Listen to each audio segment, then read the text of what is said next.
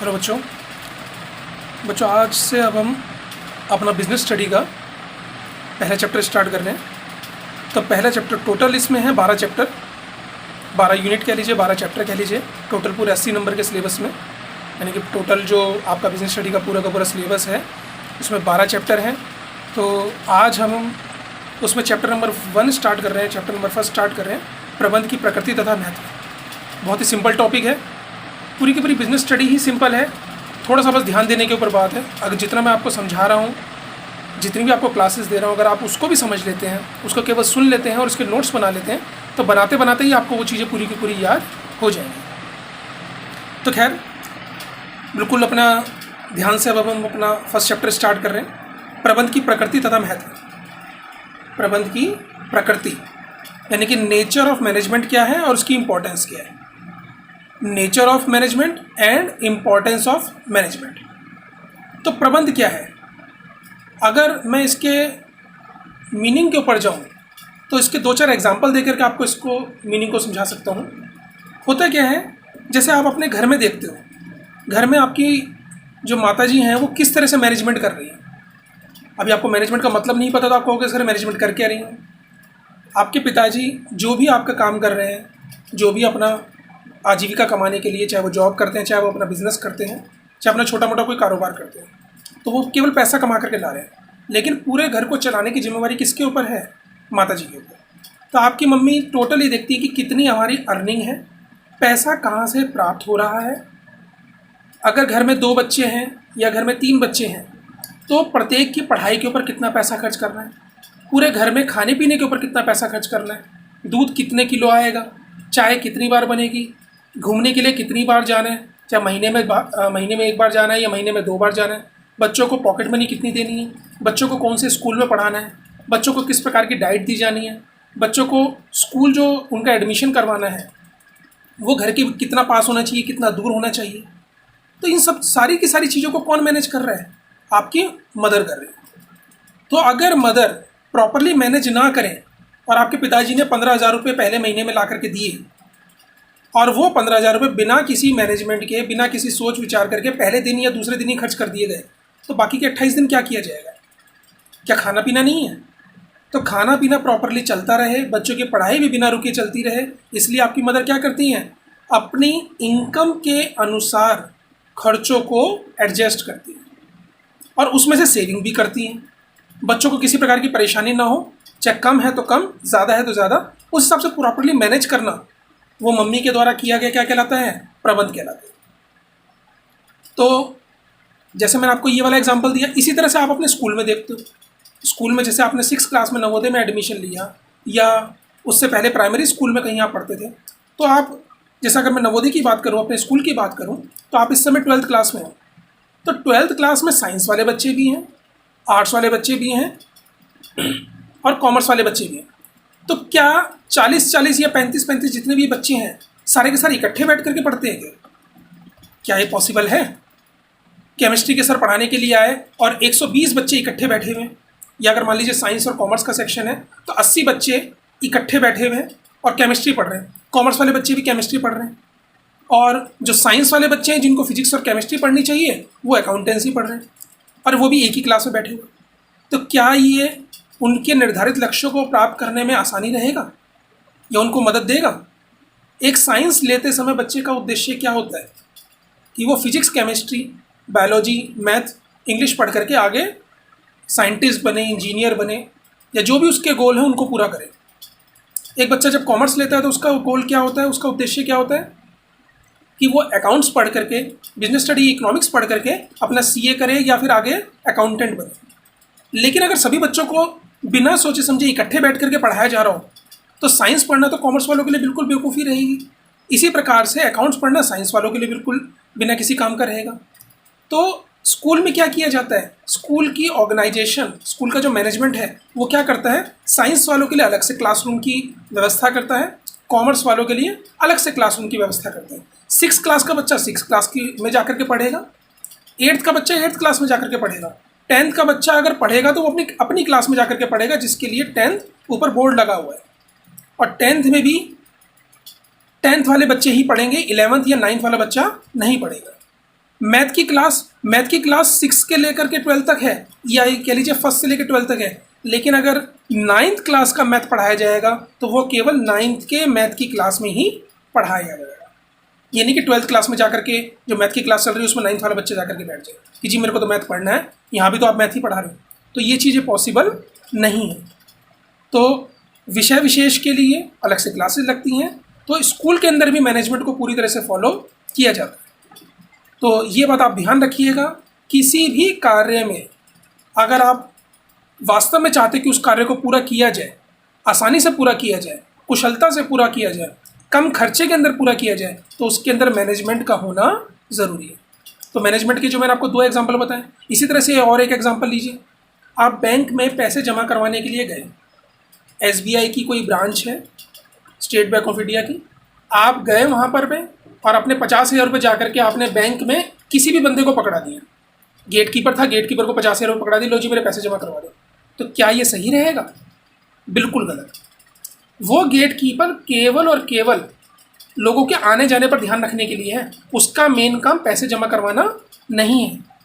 यही 50,000 रुपये आप जाकर के मैनेजर को पकड़ा दो, लो जी आप तो बैंक के मैनेजर हो, सबसे ऊंचे वाले बंदे बैठे हो, लो जी 50,000 रुपये पकड़ो मेरे जमा कर दो। तो क्या वो पैसे जमा कर लेगा? नहीं। आपको लाइन में लगना पड़ेगा और पैसे जमा करवाने के लिए एक अलग से काउंटर होगा, पैसे निकलवाने के लिए एक अलग से काउंटर होगा, FD में पैसे जमा करवाने के लिए एक अलग से काउंटर होगा, आपकी समस्याओं का समाधान करने के लिए एक अलग से काउंटर होगा। यानी कि डिफरेंट टाइप के जब काउंटर बने हुए हैं, तो आपको अपने निर्धारित लक्ष्य, यानी कि अगर आपने पैसे जमा करवाने हैं तो पैसे जमा करवाने वाली लाइन में लग करके जाना पड़ेगा, पैसे निकलवाने हैं तो पैसे निकलवाने वाली लाइन में जा करके फॉर्म भर करके पैसे आप निकलवा सकते हैं। अगर वहाँ पे ऐसा कुछ भी ना हो तो बैंक का पहले दिन ही बहुत ही बुरी स्थिति हो जाएगी। तो बुरी स्थिति ना हो इसलिए क्या किया जाता है, बैंक में भी या किसी भी सरकारी विभाग में प्रॉपरली सिस्टम के अनुसार काम किया जाता है। तो सिस्टम की ज़रूरत आप देख सकते हो कि क्यों हो रही है, कि जो आप लक्ष्य आपने निर्धारित किए हैं, चाहे बैंक में स्मूथली काम करना हो, चाहे घर में आपका भविष्य बनाने की बात हो, चाहे स्कूल में बच्चों को पढ़ा करके उनका भविष्य बनाने वाली बात हो, और चाहे किसी संस्था की बात हो, चाहे किसी व्यावसायिक संस्था की बात हो। प्रत्येक संस्था, चाहे वो व्यावसायिक हो और चाहे वो गैर व्यावसायिक हो, प्रत्येक संस्था में जो लक्ष्य होते हैं, जो संस्था की जो समझ लीजिए अपॉइंटमेंट हुई है, संस्था की जो संस्था को जो स्थापित किया गया जिस उद्देश्य के लिए, उस उद्देश्य को पूरा करने के लिए क्या किया जाएगा, मैनेजमेंट से ही सारे काम किए जाए। प्रत्येक संस्था में, चाहे वो व्यावसायिक संस्था हो चाहे वो गैर व्यावसायिक संस्था हो, बहुत सारे काम होते हैं, छोटे बड़े प्रत्येक प्रकार के कार्य होते हैं, और उन कामों को करने के लिए लोग भी बहुत सारे होते हैं। लेकिन कोई बंदा किसी नेचर का है, कोई बंदा किस नेचर का है, तो सबके नेचर को एडजस्ट करते हुए, विभिन्न कामों को एडजस्ट करते हुए सबको क्या किया जाता है, मैनेजमेंट के अनुसार ही काम पर लगाया जाता है। तो ये मैनेजमेंट क्या है, यानी कि प्रबंध क्या है, ये एक ऐसी शक्ति है जिसे देखा नहीं जा सकता, लेकिन इसके माध्यम से ही सारे कार्य पूरे किए जाते हैं, समय पर पूरे किए जाते हैं, कम लागत पर पूरे किए जाते हैं। और जो प्रबंध करता है उसे क्या कहते हैं, प्रबंधक। तो प्रबंधक एक ऐसा व्यक्ति होता है जिसके बिना कोई भी संस्था नहीं चलाई जा सकती। चलने को तो खैर चलेगी, लेकिन प्रॉपरली नहीं चल पाएगी। चलने को तो अगर फैक्ट्री के अंदर मैनेजर ना हो तो फैक्ट्री तब भी चल रही है, लेकिन वो अपने निर्धारित लक्ष्यों को प्राप्त नहीं कर पाएगी। और प्रत्येक फैक्ट्री का निर्धारित लक्ष्य क्या होता है, कम लागत लगा करके अधिक से अधिक उत्पादन प्राप्त करना, ताकि अधिक से अधिक लाभ की प्राप्ति। तो अगर आप चाहते हो कि संस्था अपने अधिक से अधिक लाभों को प्राप्त करे, तो उसके लिए आपको क्या करना पड़ेगा, प्रॉपरली एक अच्छे प्रकार से मैनेजमेंट करनी पड़ेगी। यानी कि प्रबंध क्या है, प्रबंध की आपको मैंने जितने भी एग्जांपल दिए इन 5-7 मिनट में, उससे आपको क्लियर हो गया होगा कि प्रबंध की कितनी ज़्यादा इंपॉर्टेंस है। तो वर्ड टू वर्ड देखते हैं, फिर इसको आपको मैं शब्दों के साथ भी समझाऊंगा।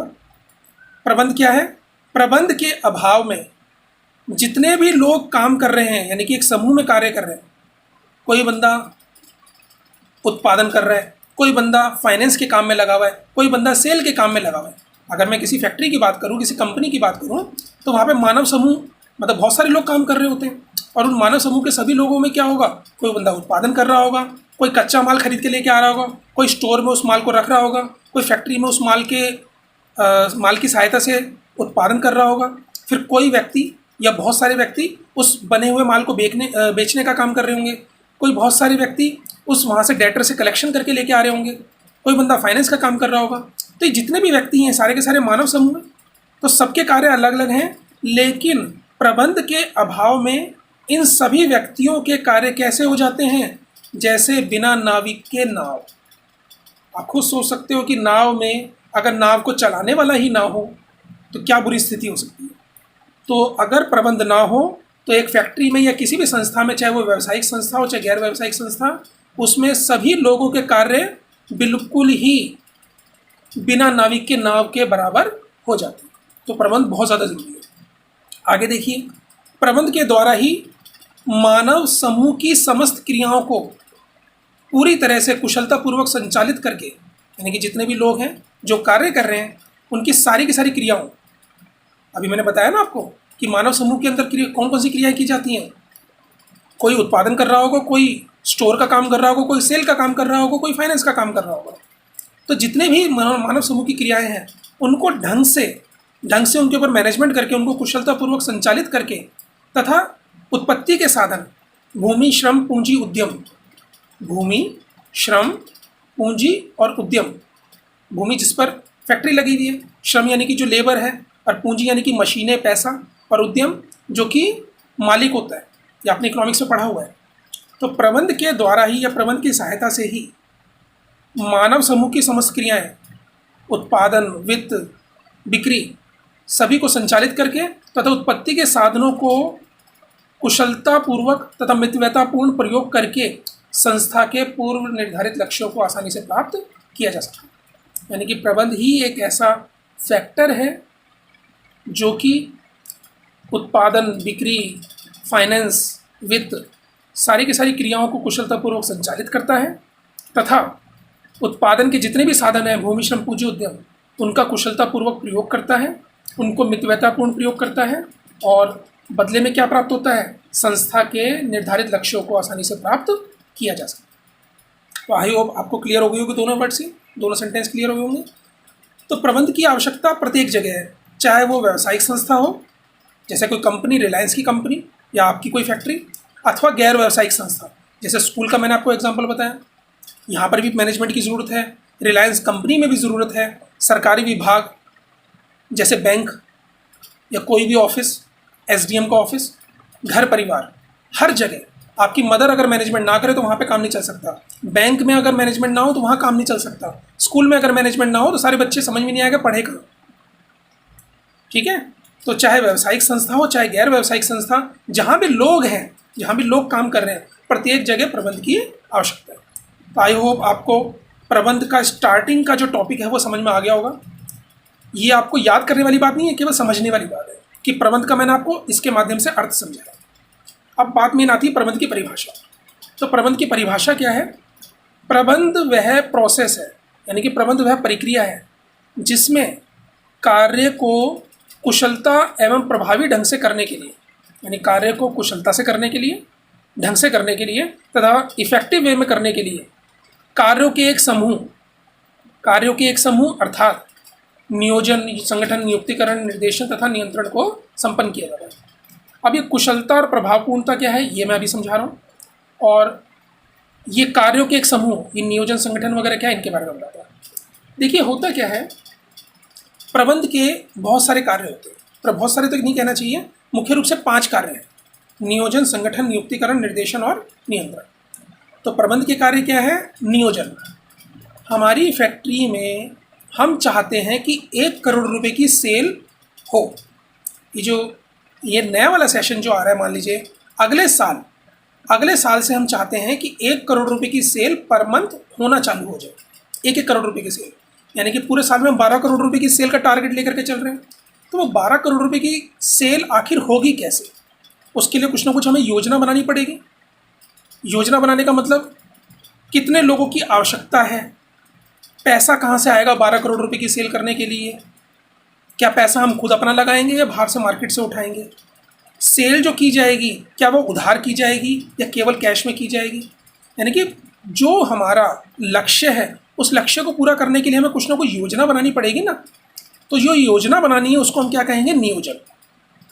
अब हमने योजना तो बना ली, लेकिन उस योजना को बनाने के लिए हमें कुछ ना कुछ लोगों की आवश्यकता पड़ेगी। कितने लोगों की आवश्यकता है? फैक्ट्री की आवश्यकता पड़ेगी। कितनी बड़ी फैक्ट्री की आवश्यकता है?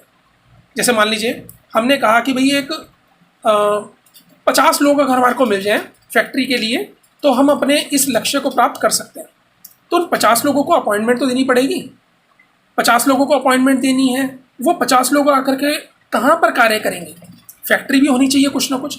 फैक्ट्री कितनी बड़ी हो, मान लीजिए हमने फैक्ट्री का भी अंदाज़ा लगा ली कि इतनी बड़ी फैक्ट्री होनी चाहिए, तो वो फैक्ट्री कहाँ पर स्थित होगी? तो फैक्ट्री का इंतज़ाम करना, लोगों की अपॉइंटमेंट करना, उस फैक्ट्री में आखिर उत्पादन किया कैसे जाएगा? कच्चे माल की भी तो आवश्यकता होगी। वो कच्चा माल कहाँ से प्राप्त किया जाएगा? कच्चा माल प्राप्त करना, वो सारी की सारी जो काम किए जाएंगे ये किसके अंतर्गत किए जाएंगे? संगठन में। योजना बनाई, उस योजना को पूरा करने के लिए एक ढांचा तैयार करना, वो किस में तैयार किया जाएगा? संगठन में। संगठन को निर्धारित करने के बाद लोगों को अपॉइंटमेंट देना, नियुक्तिकरण करना, उनको ट्रेनिंग देना। अपॉइंटमेंट भी दे दी, हमारी फैक्ट्री में काम करने के लिए बुला लिया, अब उन्हें मोटिवेट करना, उनके काम को देखना कि वो काम किस प्रकार से कर रहे हैं, उनको बार बार निर्देशित करना। ये काम किस में किया जाएगा? निर्देशन में। और निर्देशन देने के बाद उनको काम करने के लिए छोड़ देना, लेकिन उनके काम को नियंत्रित करना, ये भी किसके अंतर्गत आएगा? नियंत्रण में। तो अभी ये एक्चुअली क्या है, इनके ऊपर मैं आपको जल्दी जल्दी इसलिए बता रहा हूँ क्योंकि ये 5 चैप्टर अलग से हैं। 1 2 3 4 5, ये जो मैंने आपको 12 चैप्टर स्टार्टिंग में बताए, तो उन 12 चैप्टर्स में से 5 चैप्टर केवल इन्हीं चीज़ों पर आधारित हैं। तो प्रबंध के 5 कार्य हैं: नियोजन, संगठन, नियुक्तिकरण, निर्देशन और नियंत्रण। तो इन 5 चैप्टर के अंदर हम डिटेल में पढ़ेंगे। यहाँ तो अभी जस्ट क्या पहले चैप्टर के अंदर हल्का सा इनका आइडिया देना था, वो मैं आपको आइडिया दे रहा हूँ बस। तो होता क्या है, प्रबंध के 5 कार्यों को समूह के द्वारा पूरा किया जाता है। तो प्रबंध क्या है? एक ऐसी प्रक्रिया है जिसमें सभी समूह को, यानी कि जितने भी हमारे कार्य हैं उन सारे के सारे कार्यों को इनके माध्यम से, इन प्रबंध के कार्यों के माध्यम से संपन्न किया जाता है। और कैसे संपन्न किया जाता है? कुशलतापूर्वक तथा प्रभावपूर्ण तरीके से। कुशलतापूर्वक तथा प्रभावपूर्ण तरीके से। तो ये डेफिनेशन है, आपको ऐसी याद करनी है।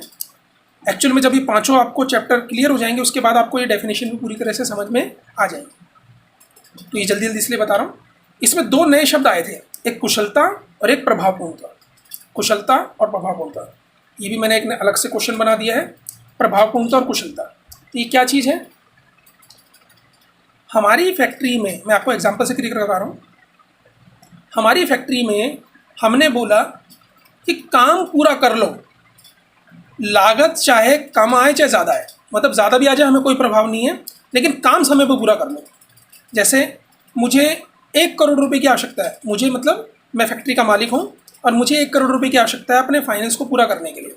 कच्चे माल की आवश्यकता है, मशीनें खरीदनी है, लेबर की सैलरी देनी है, तो इन सारे कार्यों के लिए मुझे 1 करोड़ रुपए की आवश्यकता है। और मैंने अपने फाइनेंस मैनेजर को बोला कि भैया 1 करोड़ रुपए लेकर के आ, किसी भी बैंक वाले से बात कर, और बात करके मतलब विद इन वीक, 1 हफ्ते के अंदर अंदर मुझे 1 करोड़ रुपए की ज़रूरत है, ये 1 करोड़ रुपए आप लोन पर लेकर के आओ, या शेयर के माध्यम से पैसा इकट्ठा करो, चाहे डिवेंचर के माध्यम से करो, चाहे किसी फाइनेंशियल इंस्टीट्यूशन से लेकर के आओ, लेकिन लेकर के आओ। तो मेरे फाइनेंस मैनेजर ने क्या किया, मार्केट रेट तो चल रहा था 12% पर एनम का, यानी कि 12% के ब्याज पर आसानी से पैसा उपलब्ध हो जाता। अगर थोड़ा सा वेट किया जाता, 10 जगह बात की जाती, तो 12% पर आसानी से पैसा मिल जाता। लेकिन मैंने उसे बोला था कि 1 हफ्ते के अंदर अंदर पैसों का इंतजाम करना है, तो उसने क्या किया, 15% पर एनम, 15% के ब्याज पर 1 करोड़ रुपए की प्राप्ति की। मुझे तो 1 हफ्ते के अंदर चाहिए था, तो वो 3 से 4 दिन के अंदर ही पैसा ले आया, मतलब पैसे की उपलब्धता पूरी कर दी। लेकिन करा क्या, मिल सकता था 12% पे, लेकिन वो लेकर के कितने पे आया, 15%। तो जो 3% एक्स्ट्रा पे पैसे लेकर के आया, पैसा तो ले आया, काम तो पूरा कर लिया, लेकिन लागत तो ज़्यादा आ जाएगी। मुझे पूरे साल का 3% का ब्याज एक्स्ट्रा देना पड़ेगा। तो जो इस प्रकार का कार्य पूरा किया गया, तो उस चीज़ को हम क्या बोलेंगे कि उसने इफेक्टिवली काम किया, प्रभावपूर्णता से काम किया, मतलब इफेक्टिवली काम किया। Effectively, work is done by effectively way, या work is done in an effective way. तो कार्य को तो पूरा किया, लेकिन एक्स्ट्रा भी किया ना, तो जब इस प्रकार से कार्य को पूरा किया जाता है तो उसे क्या बोलते हैं? प्रभावपूर्ण तरीके से कार्य को पूरा करना। और इसमें समय पर पूरा कार्य करने की बात की जाती है, समय पर विशेष ध्यान दिया जाता है, लागत पर ध्यान नहीं दिया जाता। आई होप आपको क्लियर होगा को प्रभावपूर्णता का मतलब। नेक्स्ट आता है कुशलता। कुशलता का मतलब है, मैंने उसे बोला कि भाई 1 करोड़ रुपए की आवश्यकता है, 1 करोड़ रुपए पूरे ला करके दे, और देख ले जहाँ से सस्ता मिल जाए वहाँ से लेकर के आ, जहाँ से भी सस्ता मिल जाए वहाँ से लेकर के आ। तो उसने क्या करा, नॉर्मली 12% मिल जाता, लेकिन उसने 10 जगह से बात करी और एक जगह पे 11.75 यानी कि 12.25% के हिसाब से पैसा मिल गया। नॉर्मली तो 12% में मिल ही जाता, लेकिन उसने अपने सोर्सेज लगाए, थोड़ा टाइम ज़्यादा लगा। नॉर्मली 1 महीने के अंदर अंदर पैसा मिल जाता, लेकिन उसे 1.5 महीना लग गया पैसे लाने में। बैंकों से बात करी, पूरे कागजात वगैरह चेक किए गए, कहीं के सोर्सेज वगैरह भी लगाए, लेकिन वो पैसा लेकर के आया और 0.25 सस्ते रेट पे लेकर के आया, यानी कि 25 पैसे सस्ते रेट पर लेकर के आया। तो यहाँ पर उसने काम को पूरा किया। काम को तो पूरा करना ही करना ही है, काम यहाँ पे भी पूरा हो रहा था, काम यहाँ पे भी पूरा हो रहा है, लेकिन यहाँ पे समय पे पूरा हो रहा है, यहाँ समय थोड़ा सा ज़्यादा लग गया, लेकिन न्यूनतम लागत पर हुआ। तो 11.75 पे लेके आया, 12.25% पे लेकर के आया, तो काम तो पूरा हुआ, लेकिन उसने जब काम को पूरा किया तो उस काम को क्या बोलेंगे? कुशलता से कार्य को पूरा करना। तो इसमें कार्य की लागत पर विशेष ध्यान दिया जाता है। जहाँ पर भी लागत पूरी हो, मतलब लागत कम से कम आए, जब लागत कम से कम आए और उस समय कार्य को पूरा किया जाए तो उसे कहते हैं कुशलता से कार्य को पूरा करना। और लागत बेशक ज़्यादा ही आ रही हो, लेकिन समय पर काम का ध्यान रखना, समय पर पूरा करना, तो उसे बोलते हैं प्रभावपूर्ण तरीके से कार्य को पूरा करना। कुशलता का मतलब है एफिशिएंसी, एफिशिएंटली काम को पूरा करना। तो ध्यान रखना, किसी भी संस्था के लिए प्रबंध अच्छा प्रबंध तब माना जाता है जब वो काम को प्रभावपूर्ण तरीके से भी करे और कुशलता से भी पूरा करे। अब आपको कहोगे सर ये पॉसिबल कैसे? अब देखो, इसमें अगर कार्य को केवल प्रभावपूर्ण तरीके से पूरा किया जाएगा तो खर्चा तो इसमें ज़्यादा आने के चांस है। ये तो संस्था को लुटवाने वाली बात हो जाएगी। 3% फालतू दोगे तो भाई जल्दी पूरा कर दिया, लेकिन इतना ज़्यादा पैसा एक्स्ट्रा देना वो कोई समझदारी वाली बात थोड़ी ना है। और यहाँ पे अगर हम केवल इस पे ध्यान दें कि केवल उत्पत्ति के साधनों को कुशलतापूर्वक पूरा किया जाए, कुशलतापूर्वक किया जाए, लागत कम आए, तो भैया 1.5 महीने का टाइम भी तो लगा। पैसे की अभी ज़रूरत है, इसी हफ्ते कच्चा माल खरीद रहे हैं, कच्चा माल मुझे सस्ता मिल रहा था। मान लीजिए 1 करोड़ रुपए लगा करके मैं 1 करोड़ 10 लाख वाला माल खरीद सकता था, 10 लाख का मुझे वहाँ पे बेनिफिट हो रहा था। तो ऐसे में वो जो सिचुएशन थी वो खाली इसी हफ्ते के लिए थी और मुझे वो पैसा मिला 1.5 महीने में। तो अगर 0.25 सस्ता मिल भी गया तो उससे फ़ायदा क्या हुआ? जो मुझे फ़ायदा मिल सकता था कच्चे माल को सस्ते में खरीद करके, वो तो टाइम पीरियड चला ही गया। तो ऐसे में कुशलतापूर्वक काम करने से भी फ़ायदा नहीं होता। तो केवल कुशलता नहीं देखी जाती, केवल प्रभावपूर्णता नहीं देखी जाती, इन दोनों का मिला जुला स्वरूप, यानी कि कुशलता प्लस प्रभावपूर्णता, ये दोनों होनी चाहिए चीज़ें। तो इन दोनों को मिला करके ही संस्था को प्रबंध करना चाहिए, जिससे संस्था के निर्धारित लक्ष्यों को आसानी से प्राप्त किया जा सके। तो यही बात मैंने आपको यहाँ पे बताई थी। आपको ध्यान होगा स्टार्टिंग में कि प्रबंध के द्वारा ही मानव समूह की समस्त क्रियाओं को कुशलतापूर्वक संचालित करके तथा अन्य साधनों को कुशलतम एवं मितव्ययतापूर्ण प्रयोग करके संस्था के पूर्व निर्धारित लक्ष्यों को आसानी से प्राप्त किया जा सकता है। या फिर यहाँ पे देख सकते हो, प्रबंध क्या है?